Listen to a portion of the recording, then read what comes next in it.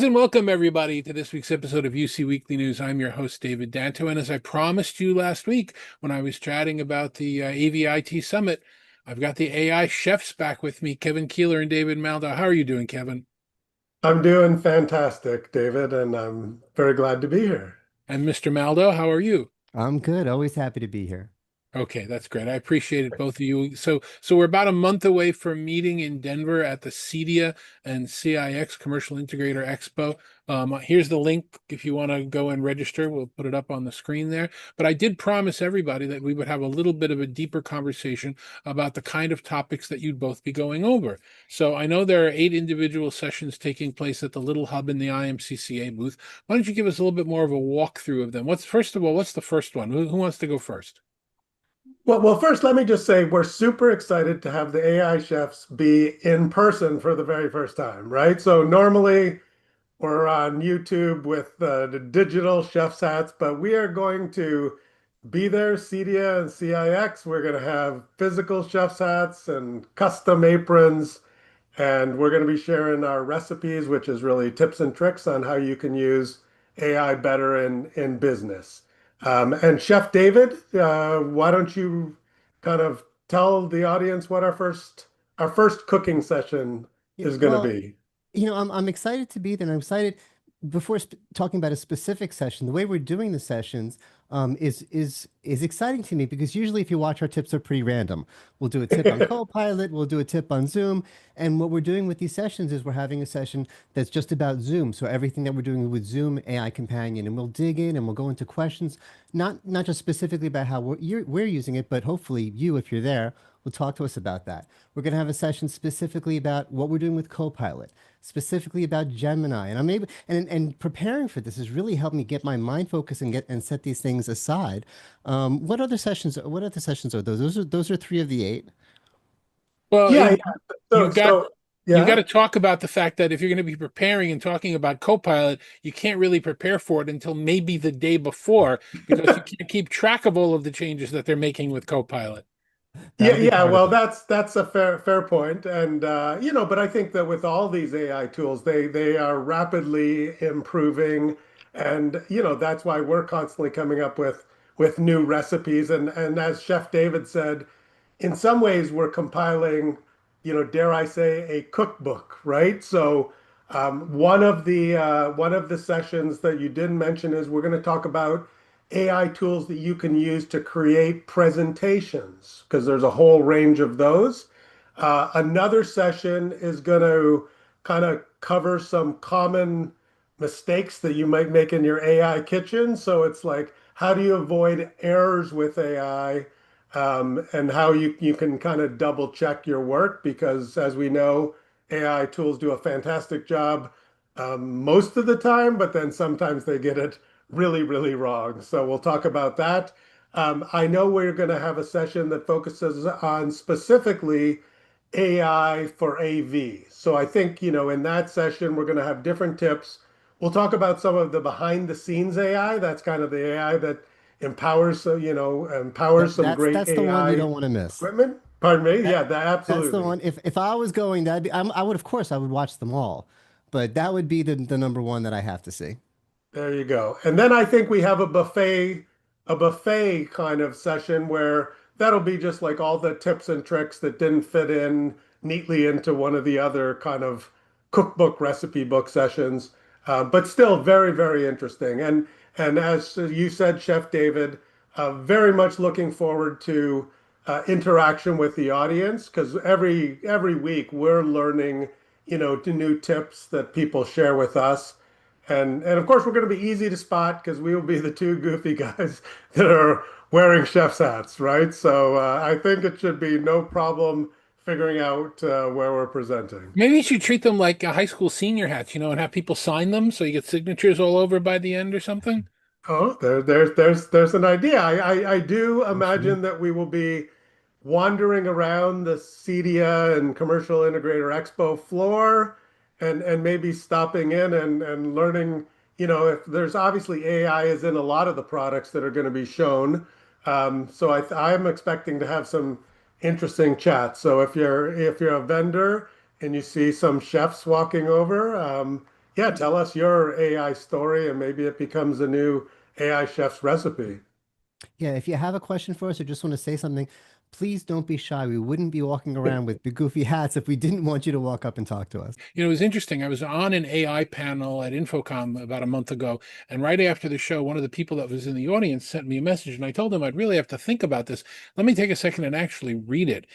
First, he said, you know, what a great speaker I was and how much really appreciated being able to be in my presence and hear from me. But then he said, your thoughts on discoverable content that's likely not accurate. Is there anything proprietary that AV integrators need to worry about with these open models?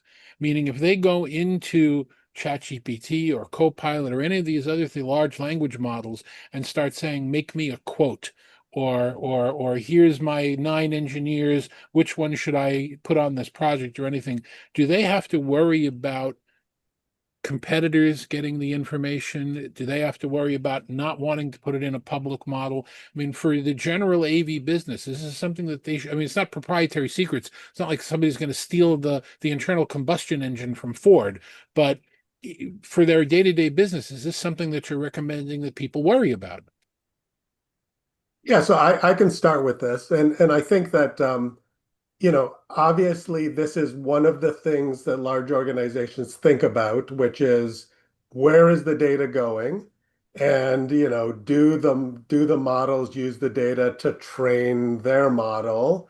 For the most part, all of the leading commercial organizations, whether it be WebEx AI Assistant, Zoom AI Companion, Microsoft Copilot, Google Gemini, the commercial version, they all say they protect and don't use your data to train the model. And in fact, this whole concept of there used to be shadow IT, now there's shadow AI. To larger organizations, some of the best practices give your employees a tool that you're happy with, the security and the data residency and data compliance, because otherwise they might be cutting and pasting into one of these public tools and your data may, be going places that you don't want it to. So that's a bit of a longer answer. But I would say in general, especially if you're a larger multinational kind of AV shop, you should think about it, and I'm sure your IT people do think about that. Chef David, any thoughts from your perspective? Usually I'm really worried about use of data and everything, but I think in this case, Um, I think people who worry about it more than me have already made their wants and needs known. I think these systems, on the most part, are error, and then maybe I'm being naive here, but I think they're erring on the side of not using our data. I think they're very worried about the perception. They're very worried about litigation. They're very worried about, and they would rather just not use the data than say, oh, we're using it in compliance with this and that. One example is Zoom and all the others. They don't train on our data, and it's not like that's something you opted out of. You can't opt into it to the point where I want you to train on my data. If you're training on my data, you'll work better for me. Use my data, take more of my data, and a lot of these systems, Gemini. I'm like, hey, it's me, David. I was working on something with you yesterday. Who are you? I'm meeting you for the first time now. I don't remember anything about you. I want you to remember stuff about me. In big business, obviously, it's always going to be a concern, and your experts should be looking into it. But I think the industry is being cautious about it. So, and I really want to boil this down to answer this question. And I appreciate both of your comments. You're both being very wise, and I understand where you're coming from. But think of it on a much smaller scale. Think of it if I'm one of 5 stores on the block selling mattresses or soda cans, and I'm putting some of my business model into this public large language model. Not so much worried about them training on it. I'm worried about the other 4 people on the block that are also selling the soda cans or the mattresses. Is there any reality to the fear that I'm giving up data that they may use? No, I don't think they can access no, that I'm going to data. say no. And that example Yeah. you gave, absolutely not, right? So I So the would, only thing, if it was training on my data on how I'm marking up soda cans. The next one who asked them, well, do you have a good model for marking up soda cans, might give them the one that I developed if they trained on my data. If they trained on your data, But but if they're none of not them do. training on my data, I'm not really worried about the fact that, big large language model now knows everything about my soda cans. Right, you wouldn't be worried about it. And I think that people, if you go deeper and figure out how these models get trained, they're trained over, months and millions of dollars of computing power. So it's not like people think that if you think that the model's like learning your email style, you're kind of deluding yourself. The model's not being retrained. Some of the models may retain examples, but that's not training the model. It's like it's doing the same thing if you said, here's 10 previous emails that I wrote, please write this email using the same kind of style. So it's more memory. The models are not retraining a model takes millions of dollars and Yeah. that's why all these people are buying up all Okay. these So, GPUs, so, right? so an example from our world, I've spent hours and hours and hours talking to ChatGPT about my company. Let's do video strategy for monetizing the Infocom event next year.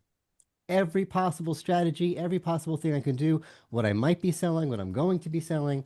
I have no fear of anybody from the industry going into their ChatGPT and learning anything that I put in there. It's walled off. Right. Okay, that's great. The other thing that's come about, and I'd like both of you to comment on, and we'll talk more about it in person at the CEDIA Expo, is an interesting revelation that by the time this comes out, will either have been in our monthly insider report from Talking Points, or it might just be a standalone blog. I haven't figured it out yet. I was watching one of my favorite old movies. Do you remember Airport 1975, when the little plane crashes into the big plane and they have to drop Charlton Heston into the plane to land the plane? And, I must have seen it, I don't know, 100 times. And I was watching it the other night because it happened to be on Netflix. And I was it has so many stars of the day in it. If you remember, Jerry Stiller is in there just sleeping for the whole thing, and so many Gloria Swanson. I was wondering how many of the stars of this movie are actually still alive. And what I did was I opened up ChatGPT on my phone. I have that app on my phone, Right. and I asked it, look at Airport 1975, list for me the top 30 members of the cast, and let me know which ones are alive or dead. And it came up with the exact answers. And it dawned on me that if I were to do that by search, it would be easy with about 20 searches. It would be first give me the cast, then find Right. me a place that does dead or alive, and then we'd have to search each name one at a time. And if Mhm. you look at generative AI as a tool for productivity, we can debate for hours whether it's got value or not. But if you look at it as a search aggregator, instead of telling me where to find the answers, it just gets me the answers. The conclusion that I came to is that AI is not coming for your job. AI is coming for Google's job. And the world that we live in, that's so centered in the economy around SEO, is about to explode, because that's no longer going to be the place where everybody goes first. They're going to go to the aggregator. Don't tell Karen Black how to where to find the instruction booklet online. Tell her how to fly the plane. And that's what we're all looking for with AI. So that was a bit of a revelation to me. I don't know if the two of you have thought about that at all in Oh terms my of God, the that's where it's coming from and the aggregation that it's doing. Go ahead, Dave. It's just saying that that's all I think about. Um, yeah, it's what I've been saying from day one is that I go back to my lawyer days and I treat AI as if it's a paralegal. And if I had a paralegal, I wouldn't say, get me a list of the top 30 actors in that movie and then say, okay, now I'm going to look up and see if this one. No, I would say to the paralegal, get me a list of the 30 and tell me which one is dead or alive. And it would go and do the work and come back to me. And then I might not trust it. I might go over that list and say, hold on a second. Hold on a second. You just said this person's dead. I just saw them this morning. And it might go and say, let me check that. You know what? You're right. I was wrong. And I wouldn't fire the person. I wouldn't say I'm better off not having a paralegal. I'd say, oh, you gave me a start. But what you said is an advanced search. Instead of Googling it, telling your paralegal, telling your assistant, find me this information and make a little report for me.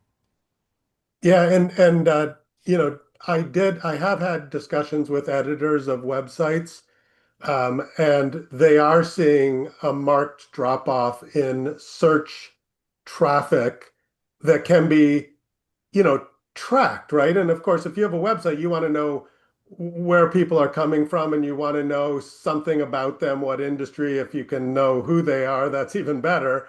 Um, and when a lot of it is coming from just an AI that's effectively scraping your site, they are looking at tools to say, well, maybe we want to block this, but this is a double-edged sword because then your data isn't being even cited, right? So I think we're going to definitely see, you know, a major change to search engines and a major change to the ways we interact with applications. Now, it's a graphical user interface, it's buttons that we click on, but ultimately, when I can just tell, AI what I want it to do, it doesn't, you don't need buttons that humans are going to click on because most of, AI is going to be booking your trip and buying your things and ordering meals to your house, right? So I think there's going to be, you know, fundamental and exciting and a whole bunch of experimental things. And I think this is why,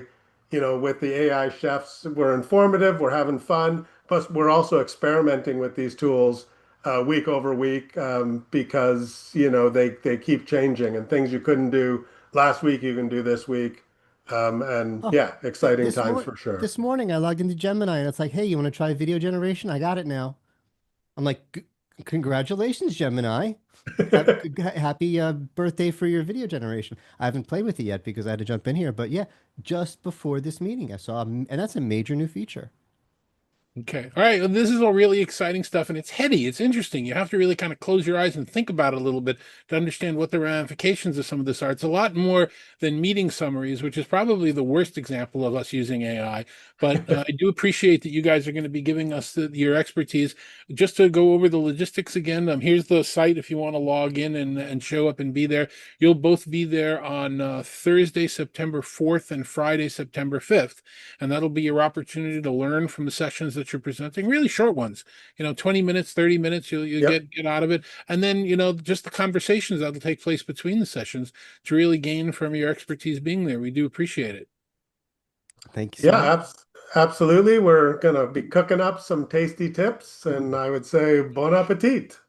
Okay, that works. So you're gonna have like little, I don't know, we'll go to get some chocolates, that have AI written on them or something. We'll Ooh, have to have something that's actually edible there. But thank you both very much. good idea. Kevin, if somebody wants to reach out to you, tell people how to do that. Yeah, so Kevin Keeler, LinkedIn still is the best way until I figure out how to embed myself in an AI assistant. Okay. And David, what about you? How does somebody get a hold of you? Yeah, I'm David Maldow on LinkedIn, and you could find the website at letsdovideo.com. And when you were gesticulating before, you accidentally erased your logo. Show people again. AI. There you go. Ah, There you go. Okay, AI is that was magic. cool. That was intentional. That wasn't a mistake. There you go. And thank you very much for being with us. We really do appreciate it. We hope you'll join us in Denver the first weekend after Labor Day. We're all three of us are going to be there and having a good time, and we'll be talking about AI and talking about the UC industry and everything else that's going on. But until next week's show, thanks very much for watching. We'll see you then.